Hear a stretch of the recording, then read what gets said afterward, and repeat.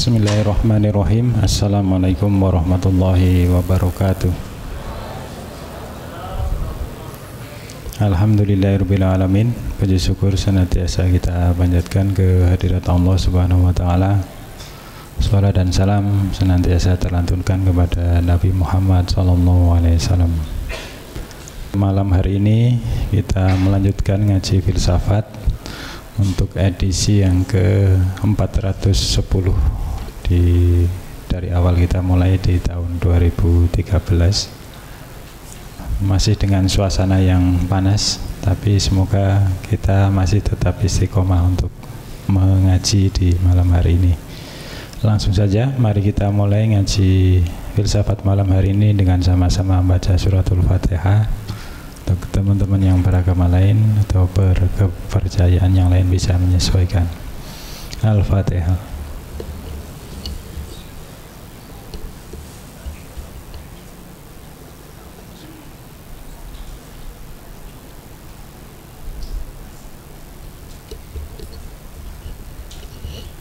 Selanjutnya kami persilakan kepada Pak Farudin Bais.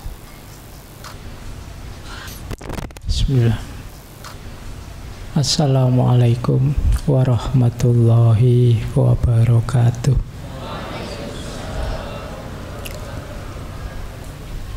Bismillahirrahmanirrahim. Alhamdulillahirabbil alamin. Wa bihi nasta'inu ala umurid dunya waddin. Allahumma sholli wa sallim wa barik ala habibina wa syafi'ina sayyidina wa maulana Muhammadin wa ala alihi wa ashabihi wa man tabi'ahum bi ihsanin ila yaumiddin. Amma ba'du. Bismillah, mari kita lanjutkan lagi ngaji kita. Malam hari ini kita masih ada di tema cara pandang yang berbeda. Ini malam hari ini saya ngambil satu filsafat, satu cara pandang. Mungkin kalau dalam bahasa Inggrisnya ini namanya cheap thought, pemikiran yang receh. Pikiran yang kita bahas malam hari ini itu sebenarnya banyak dibantah, banyak ditertawakan orang. Tapi jujur kita sering mengalami yang seperti ini. Jadi maka malam hari ini kita coba ngangkat. Nggih mosok tiap ngaji temanya kok abot-abot. Nah, malam hari ini kita bahas yang receh-receh saja. Saya tidak tahu tema malam hari ini sereceh apa. Ya memang dalam bahasa Inggris sering juga disebut cheap thought. Tapi nanti kita cek ya. Kadang-kadang yang dianggap receh itu maknanya dalam. Baik, bismillah. Saya tidak tahu teman-teman pernah mendengar atau belum. Tapi ini bukunya ada, sudah terbit lama terjemahannya. Judulnya memang Murphy's Law, hukum Murphy. Murphy itu nama orangnya, itu fotonya. Ini hukum utamanya Murphy's Law. Nanti kita kenalan sebentar dengan beliau. Tapi kalau teman-teman ada yang tanya dulu masih bingung, inilah kaidah utamanya. If anything can go wrong, it will go wrong. Kalau sesuatu itu bisa salah, pasti nanti akan salah. Jadi kalau masih ada kemungkinan salah, ya nanti akan terjadi kesalahan itu. Jadi itu if anything can go wrong, it will go wrong. Ya sederhananya apa ya, seperti yang diingatkan oleh teman-teman takmir misalnya, tolong ya gelasnya dijaga misalnya, jangan sampai ditendang. Itu kemungkinan sebentar lagi ada yang nendang. Jadi kalau ada kemungkinan salah, pasti sebentar lagi akan kesalahan itu terjadi. Di antara banyak kemungkinan hidup, misalnya Ada A, ada B, ada C, ada D. A, B, C ini bagus, D ini yang jelek. Kadang-kadang yang terjadi malah yang jelek ini. Nah, itu yang disebut if anything go wrong, it will go wrong. Nanti kita lihat, ini kelihatannya sederhana, tapi nanti implikasinya luas. Kenalan dulu sama yang bikin kalimat ini. Kenapa disebut hukum Murphy? Karena ungkapan ini sumbernya dari Edward Murphy. Dia ini insinyur angkatan udaranya Amerika Serikat.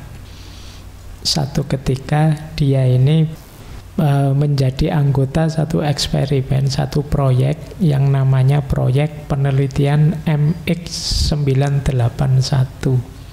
Ini yang menguji kekuatan tubuh manusia menghadapi efek benturan. Ketika misalnya pesawat atau roket cepatnya luar biasa, terus sampai sebatas apa kemudian tubuh manusia bisa menahan terhadap benturan. Dan ini dikerjakan sekitar tahun 48 sampai 49. Ya Murphy ini karena insinyur, dia yang merancang sistemnya. Dia bikin semacam tali, semacam peregangan yang dipasang pada klem. Kemudian uji cobanya pakai simpanse. Tapi ternyata uji coba ini gagal. Bukan karena teorinya salah, tapi karena asistennya salah masang. Teori ini sih benar, tapi yo karena yang ngurusi manusia, dan manusia itu yo bisa salah. Benerlah terjadi salah itu. Nah, begitu uji cobanya gagal, di situ dia bilang if anything can go wrong, it will go wrong. Kalau masih ada kemungkinan salah, biasanya yang salah itu yang terjadi. Jadi ini mungkin tidak familiar pandangan ini, tapi kita sering sekali mengalami ini. Apalagi teman-teman yang pikirannya negatif. Itu mesti, nanti mesti aku gagal. Biasanya gagal sih, ya wis gagal beneran akhirnya. Jadi pikiran kita yang negatif, apalagi pakai hukum Murphy ini, ya nanti mengundang beneran kejadian negatif itu hadir. Jadi dari banyak kemungkinan hidup, biasanya yang buruk itu yang terjadi. Kita minta atau tidak kita minta, kita undang atau tidak kita undang. Nanti ada contohnya banyak. Jadi satu kaidah ini nanti melahirkan banyak sekali kaidah-kaidah yang lain. Diawali dari sini, terus muncul banyak sekali kaidah yang nanti disebut Murphy's Law, hukum Murphy. Kaidahnya ada sekitar 14. Baik, kita belajar lagi pelan-pelan ya. Cirinya pemikiran Murphy's Law ini secara umum ada 3. Dan ini tidak enak semua. Jadi kalau kalian tipe ini, ya siap-siap hidupmu susah terus. Karena mikirnya mikir negatif. Yang pertama pesimis. Jadi pesimis itu pikiran kita sibuk pada negatifnya saja. Jadi kalau lihat apa-apa dilihat negatifnya. Misalnya teman-teman ini baru awal lagi semangat ngaji, terus saya paling sebentar lagi yo ngantuk. Nah, itu dilihat negatifnya, tidak disyukuri semangatnya yang hadir sekarang, tapi paling yo ndak paham. Paling yo ikut-ikutan temennya saja. Pesimis mindset. Menghadapi apa-apa selalu dilihat negatifnya. Ini kelihatannya sederhana, kelihatannya teman-teman ya sudah paham. Tapi biasanya secara tidak sadar pikiran ini menyetir kita. Meskipun tiap hari kita disemangati, bisalah saya, mampulah saya, tapi diam-diam pelan-pelan batin kita bilang enggak kok, sebenarnya ya enggak mampu, ya enggak bisa-bisa amat, saya merasa belum terlalu ahli kok. Itu jadi yang jadi penghalang keberhasilan kita itu kita sendiri. Mau baca buku saja, wah ini bukunya tebal sekali ya, bisa kok saya selesaikan, tapi dia mau bilang jane ya mungkin enggak bisa. Sebenarnya ya berat. Itu kamu sendiri yang ngerem dirimu sendiri untuk sukses. Jadi cara berpikir yang serba pesimistik. apa-apa dilihat ndak enaknya. Kalau waktunya hujan gini, waktunya ndak hujan gini, kamu sibuk betapa panasnya. Nanti hujan juga kamu susahkan betapa susahnya kemana-mana wong hujan. Lah kamu mintanya opo terusan? Ya minta itu yang ndak hujan, Pak, tapi ya ndak panas, jadi angin sepoi-sepoi. Tapi itu pun kalau kamu mindsetnya pesimis ya tetap mengeluh, aduh Pak, jemuran ndak kering, Pak. Jadi kamu mikirmu selalu negatif terus. Cirinya biasanya ya dua, ndak bisa bersyukur dan selalu mengeluh. Akhirnya kamu dimakan sendiri oleh mindsetmu. Kan sering orang bilang pikiran kita itu menentukan tindakan kita dan pada akhirnya menjadi penciri siapa kita. Ya kalau pikiran kita negatif-negatif, ya kita melihat segala sesuatu serba negatif, perilaku kita juga merespon adanya negativitas tadi. Jeleknya apa Pak? Kalau selalu merespon yang negatif, ya kamu kurang aktif. Akhirnya kamu sibuk, kalau sepak bola itu hanya sibuk biar tidak kebobolan. Kamu tidak berani nyerang. Biasanya yang kayak gini ya malah mudah kalah. Karena musuhmu tenang, karena tidak mungkin lah kamu nyerang, paling ya bertahan. Nah ini cirinya mindset pesimis. Yang kedua, fatalistik. Fatalistik itu percaya dengan bahwa hidup ini saya tidak mampu menguasai apa-apa, sudah ada yang ngatur.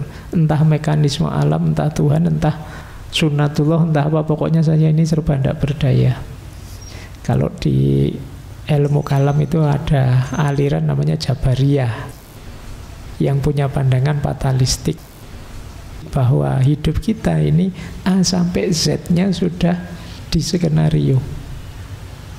Kemarin ada, saya lupa diskusi di mana itu, yang tanya, Pak ngapain sih Pak kita berdoa segala itu? Kan segalanya sudah diputuskan oleh Allah. Ya Allah itu maha kuasa, dia memutuskan, dia juga mampu kok mengubah keputusan. Kan semuanya sudah ditulis Pak di Lauhil Mahfudz. Ya, Lauhil Mahfudz itu ciptaannya Allah. Misalnya sudah ditulis, dihapus lagi kan juga tidak apa-apa. Kan yang kuasa kan tetap Allah. Ini kadang-kadang kita tidak sadar punya cara berpikir fatalistik. Ya tidak salah, tapi kita harus ngerti ranah dan wilayahnya. Dulu pernah kita mengkaji Syekh Abu Hasan Al-Asy'ari itu tentang kebebasan. Semoga teman-teman sudah paham di mana titik-titik kita bebas dan di titik mana kita terikat. Tapi Murphy's Law ini agak fatalistik. Ya meskipun nanti bisa dibaca, oh Murphy's Law ini dia percaya pada sunnatullah kok misalnya. Hidup ini memang kadang-kadang begitu, ada yang bilang begitu. Ada juga yang bilang sebenarnya tidak pesimis Pak. Murphy's Law itu optimis. Optimis pasti kita gagal. Ya ampun ya, kalau optimis pasti kita gagal itu apa bisa disebut optimis? Saya optimis Pak, mesti saya kalah itu. Saya tidak tahu ini optimis apa tidak optimis kalau kayak gini. Nah, itu ciri kedua, fatalistik. Ya ini agak berat kalau sudah fatalistik itu, ya kalian cenderung pasif karena merasa hidup ini, kita ini seperti bulu yang diterbangkan angin. Tidak tahu mau kemana arahnya apa. Itu kayak kalian yang punya prinsip, wah saya mengalir saja lah Pak hidup ini.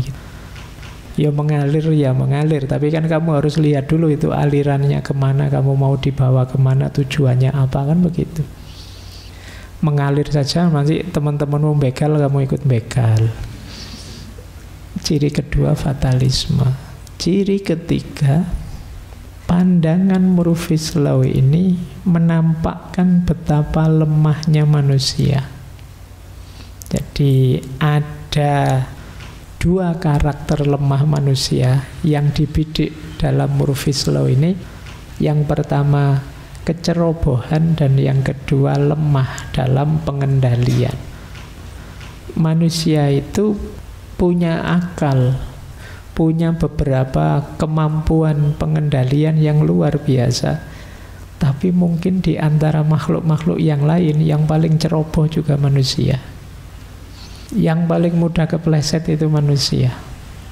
Kalau yang bukan manusia lebih istiqomah, di jalannya lebih lurus. Tapi manusia yang bisa neko-neko dan paling gampang keluar jalur. Kita itu hebat luar biasa, tapi bisa meleset luar biasa. Kita bisa ahsanut taqwim, bisa asfala safilin. Kita itu bisa mengendalikan banyak hal, tapi kita juga bisa menghancurkan banyak hal.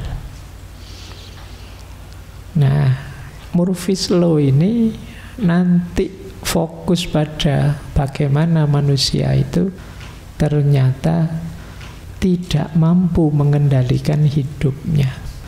Seringkali kebalik, bukan kita yang mengendalikan situasi di sekeliling kita, tapi situasi sekeliling kita yang mengendalikan kita.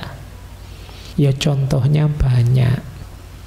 Kita kan sering dikritik para filosof, hidup kita itu hidup serba mengikuti kerumunan kita. Yang lain bagaimana, ya kita tidak akan jauh-jauh dari situ. Itu menunjukkan kemampuan pengendalian diri kita agak lemah.